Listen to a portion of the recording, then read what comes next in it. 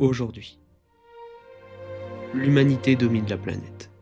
Nous avons bâti des villes, visibles depuis l'espace, traversé les océans, conquis les cieux.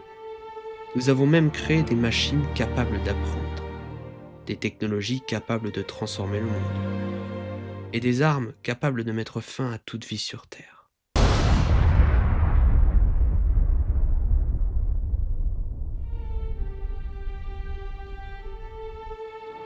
Jamais dans l'histoire de cette planète, une seule espèce n'avait possédé un tel pouvoir. Pourtant, bien avant les premières civilisations, la Terre avait déjà traversé des milliards d'années d'histoire. Et dans ces mondes hostiles, la vie est apparue.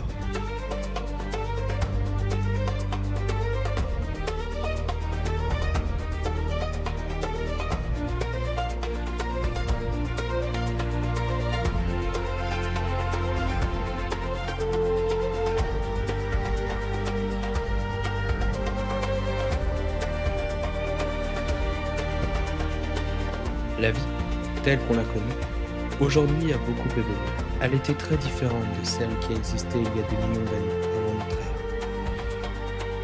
De nombreuses espèces ont conquis cette planète comme aucune autre ne l'avait fait auparavant, avant de disparaître à jamais. Chaque montagne, chaque océan, chaque être vivant porte encore les traces de ce passé oublié.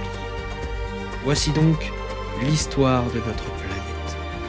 L'histoire de la vie, depuis les premiers océans jusqu'au monde d'aujourd'hui. Et peut-être même l'histoire de notre propre disparition.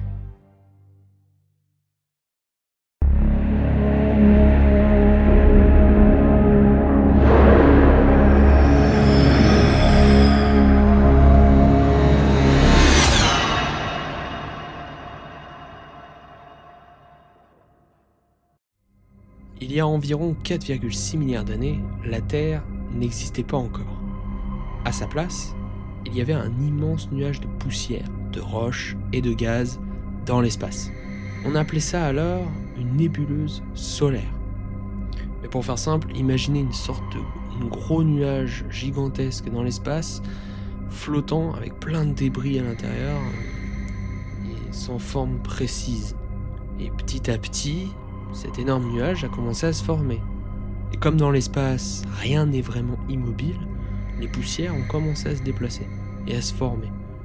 Sous l'effet d'une force invisible mais très puissante qu'on appelle la gravité. Donc c'est la force qui attire les objets entre eux. Et donc les particules ont commencé à se rapprocher.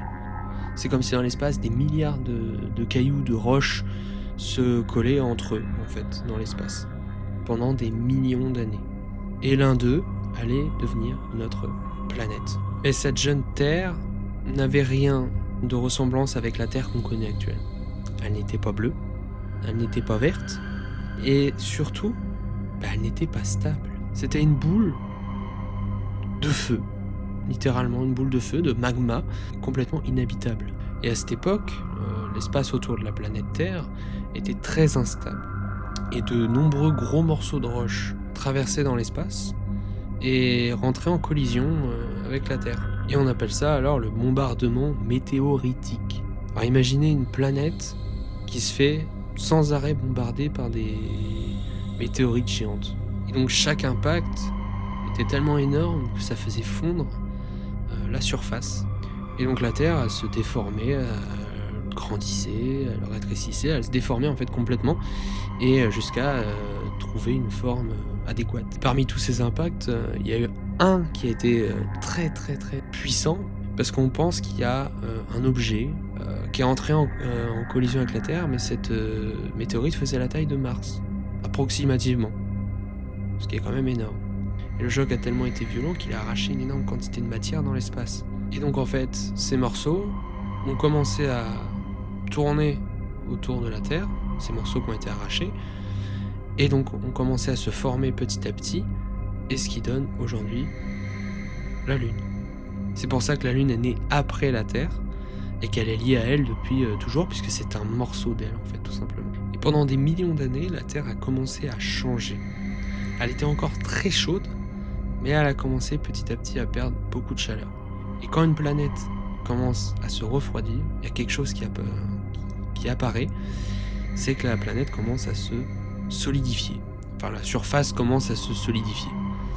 Donc le magma en fusion a commencé à se durcir, dû à ce refroidissement. Donc cela a formé une première couche, qu'on appelle aujourd'hui la croûte terrestre primitive. Mais elle n'était pas très stable, même pas du tout. Parce que elle se fissurait, elle se cassait, et était constamment détruite et reformée par des retours de chaleur. C'était une surface fragile en construction permanente. Et donc sous cette croûte, la Terre était extrêmement chaude. Donc cette chaleur faisait remonter le magma à travers de nombreuses fissures. Donc ça créait une activité volcanique intense, et bien plus forte que celle qu'on connaît aujourd'hui, hein, évidemment. Et ces volcans, ils relâchaient des gaz en permanence dans l'atmosphère. Mais à cette époque, l'air que nous respirons aujourd'hui n'existait pas du tout, puisqu'en fait, c'était très toxique pour nous. L'air qui existait à l'époque, c'était pas de l'air, c'était du gaz, un mélange de vapeur d'eau, de gaz volcanique, de dioxyde de carbone, et surtout d'azote. Donc même si quelqu'un se tenait sur la Terre à cette époque-ci, il pourrait pas survivre. Mais avec le temps, comme je l'ai dit plus tôt, la Terre commence à se refroidir, et cela a provoqué un phénomène incroyable. La vapeur d'eau qui était dans l'atmosphère a commencé à se condenser. Donc quand il fait plus froid, en fait ce gaz devient liquide. Il s'est mis à pleuvoir. Mais il a plu pendant des millions d'années. Puisque le gaz qui a été relâché par la Terre continuait, et en même temps se refroidit, ça crée de l'eau. Et donc il a plu, sans arrêt. Donc l'eau elle tombait sans arrêt sur la surface brûlante de la Terre. Petit à petit, cette eau s'est accumulée dans les creux de la planète, et c'est ainsi que se sont formés les premiers océans. Et donc avec l'arrivée des océans, la planète Terre a commencé à devenir beaucoup plus stable, la surface s'est refroidie davantage, et donc le climat a changé. Et surtout, il y avait un nouvel environnement qui venait de naître. Un monde, cette fois-ci, rempli d'eau. Et dans ces océans primitifs, quelque chose allait apparaître. Des réactions chimiques complexes allaient commencer à créer les premières formes de vie dans l'eau. Mais ça, c'est une autre histoire. Merci à tous d'avoir vu cette première vidéo de ce premier chapitre sur tout simplement l'histoire de notre planète. J'espère que ça vous a plu, surtout est-ce que vous avez appris pas mal de choses. Et voilà, que dire de plus. Merci d'avoir regardé cette vidéo, et puis je vous dis à bientôt pour une suite. Voilà, ciao.